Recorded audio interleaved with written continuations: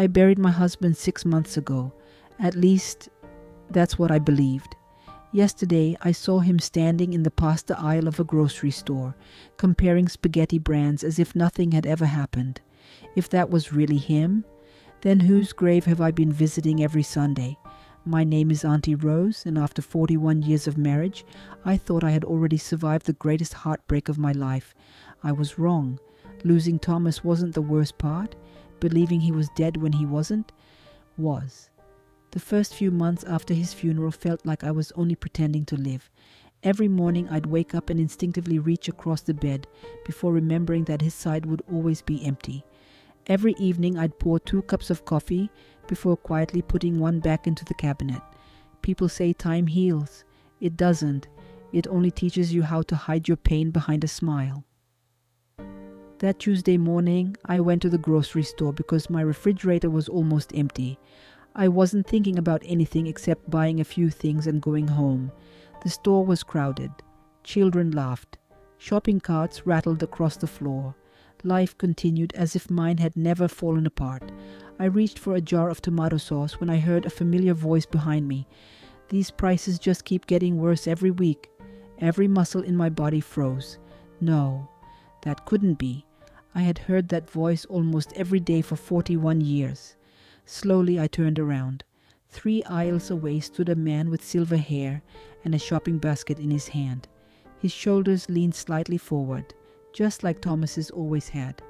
Above his right eyebrow was the small scar he'd gotten years ago after falling from a ladder while fixing our roof.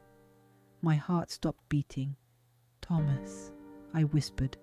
The jar slipped from my hands, shattering across the floor. People stared. Someone asked if I was okay. I couldn't hear any of them. All I could see was him. "Thomas!" I cried. He turned and looked directly at me.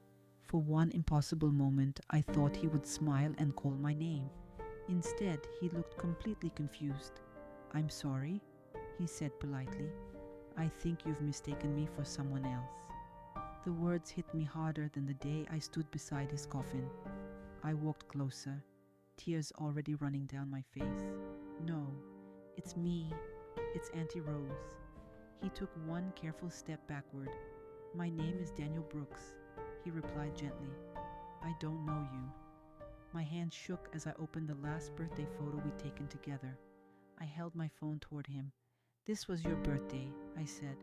"You burned the steaks and blamed the grill. We laughed about it all night." His eyes stayed on the picture for a second longer than they should have. His expression changed. Just for a moment, hope filled my heart. He remembers. I know he remembers. Then he slowly shook his head. "I'm truly sorry," he whispered. "I've never seen this picture before." Before walking away, he gently touched my shoulder, exactly the way Thomas always did whenever I was upset. As he turned, I noticed something else. His left little finger. It was crooked. Thomas had broken it when he was 15, helping his mother repair their old house. A scar, a voice, a face, a broken finger. Those weren't coincidences. I watched him walk through the automatic doors and into the parking lot. Every part of me wanted to believe I was imagining it. That grief had finally stolen my mind, but my heart refused to let him disappear again. So I picked up my purse, wiped away my tears, and quietly followed him outside, because deep inside, I already knew the man I buried 6 months ago had just driven away alive. I should have gone home. I should have convinced myself that grief had finally broken my mind, but I couldn't. Not after hearing his voice, not after seeing that crooked little finger. I stayed hidden behind another row of parked cars and watched him load groceries into an old white sedan. Even the way he packed the bags was familiar. Heavy items first, bread carefully placed on top, eggs tucked safely into the corner. Thomas had done it exactly the same way for over 40 years. When he drove away, I followed him, leaving several cars between us. About 20 minutes later, he turned into a quiet suburban neighborhood. Children were riding bicycles. Neighbors were watering their lawns. It looked like the perfect place to build a peaceful life. He stopped in front of a small green house. Before he reached the front door, it opened. A woman stepped outside with a bright smile. She walked over, kissed him on the cheek, and took one of the grocery bags from his hand. Then two young children ran out of the house. "Grandpa!" The little girl wrapped her arms around his waist while the little boy grabbed his hand. Thomas laughed. That laugh, the one I'd spent 6 months praying I could hear just one. Now another family heard it every single day. He hugged the children, smiled at the woman, and walked inside as if this had always been his home. I couldn't breathe. For nearly an hour, I sat inside my car staring at the house. Nothing made sense anymore. Finally, I took pictures of the house, the car, and the license plate before driving home. That night, sleep never came. Old photo albums covered my kitchen table, wedding pictures, family vacations, Christmas mornings, 41 years of memories. Beside them were the photographs I'd taken earlier that day. I compared every detail: the scar above his eyebrow, the shape of his nose, the crooked little finger. There was no doubt. It was Thomas. Around 3 o'clock in the morning, I called my son Lucas. He answered with a sleepy voice. "Mom, is everything okay?" "No," I whispered. "I saw your father today." There was complete silence. Then he sighed. "Mom, Dad is gone." "No," I replied firmly. "He isn't." I followed him home. "He has another family." Another long silence filled the phone. Then Lucas quietly said, "Don't leave the house. I'll be there in 30 minutes. When he arrived, I handed him my phone without saying a word. He slowly looked through every picture. At first he looked confused, then frightened. Finally tears filled his eyes. He looks exactly like Dad." "He is your father," I answered. Lucas stared at one picture longer than the others. His face turned pale. He wasn't looking at Thomas's face. He was staring at the crooked little finger. His hands began to shake. I looked directly into his eyes. "Lucas, what aren't you telling me?" He lowered his head, covered his face with both hands, and began to cry. Then, in a voice barely louder than a whisper, he said the words that changed my life forever. "Mom, I'm so sorry. There's something you were never supposed to find out." Lucas couldn't stop crying. For several long moments, neither of us spoke. Finally, he looked up at me with tears streaming down his face.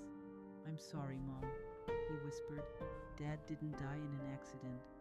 The room fell completely silent. I didn't scream. I didn't cry. I simply stared at my son, waiting for him to tell me this was all a terrible mistake. Instead, he lowered his head. "He had another family," Lucas admitted, "for more than 20 years. My heart shattered all over again. 20 years. Half of my marriage had been built on lies. While I believed Thomas was working late, he was living a completely different life. "But why fake his death?" I asked.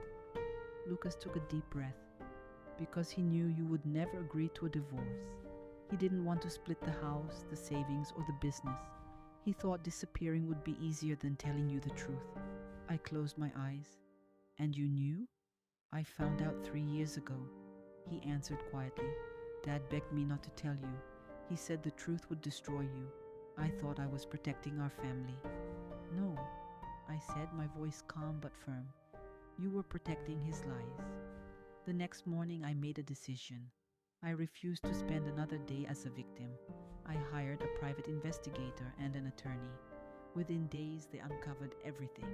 There had never been a fatal accident. The funeral had been arranged using forged documents and false records. Money had been secretly transferred into hidden accounts months before Thomas disappeared. Every lie he had told eventually became evidence against him. Soon, the authorities opened an investigation for fraud, identity theft, and financial crimes. The perfect life Thomas had created under a new name began falling apart. A week later, I stood outside the little green house one last time. Thomas opened the door. This time, he didn't pretend to be Daniel Brooks. He knew there was nowhere left to hide. I handed him a folder filled with legal papers. "What is this?" he asked quietly. "The truth," I replied. My attorney says you'll be hearing from the court very soon. He looked at me with tears in his eyes. Rose, I'm sorry. For a moment, I remembered the young man I had fallen in love with decades earlier, but that man had disappeared long before he ever faked his death. I loved you with my whole heart, I said softly, but love can never survive without honesty. Then I turned around and walked away. I never looked back. Months have passed since that day. Life isn't perfect. Some wounds never completely heal, but every morning I wake up knowing I finally chose myself. Sometimes the greatest loss isn't the person who leaves. It's the years we spend believing we weren't enough. If Auntie Rose's story touched your heart, tell me in the comments. Could you ever forgive someone who lied to you for decades? Your words may comfort someone facing a similar betrayal. Subscribe for more emotional stories.